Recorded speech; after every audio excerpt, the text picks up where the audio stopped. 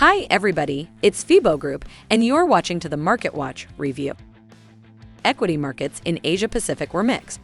However, the downside bias in Europe is apparent, where the Stoxx 600 was lower for the fourth consecutive session, and 7 out of the 9 last 9. It has fallen to new lows since mid-July. The US futures are mixed and have lost 3 days.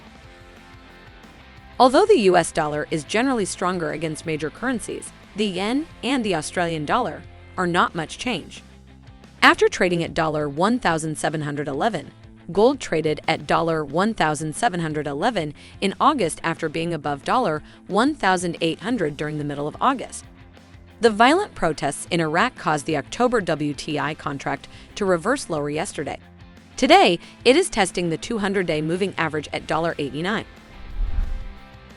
Asian Pacific market. China's composite August PMI fell to 51.7 from 52.4. The economy is being hampered by the drought, power outages, and COVID disruptions, as well as the continuing drag from the collapse of the property bubble. Japan's industrial production and retail sales were both higher than expected. The better-than-expected local data did not affect the yen, while the firm U.S. yields remained firm. The greenback has not changed. Yesterday's lows for the Australian dollar in North America were near $0.6855. Today's session has seen no follow-through sales, and the Aussie remained above 0.6900 for a while before making new offers.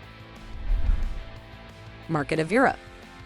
France reported slightly lower inflation, but very weak consumer spending. For a 6.5% increase in year-over-year inflation, the EU harmonized CPI increased 0.4% in August. The Eurozone's overall inflation numbers were lower than expected. The headline rate rose to 9.1%, from 8.9%. Worse, the core rate jumped to 4.3% from 4.0%.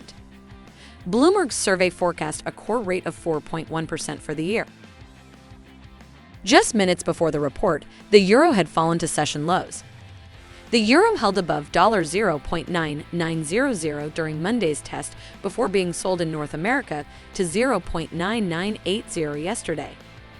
The low today was $0.9975. Sterling fell to $1.1620, a new low for the currency in 2 years. Today's lows are still pinned at the bottom. Market of America. ADP today launches a new methodology to estimate private sector employment.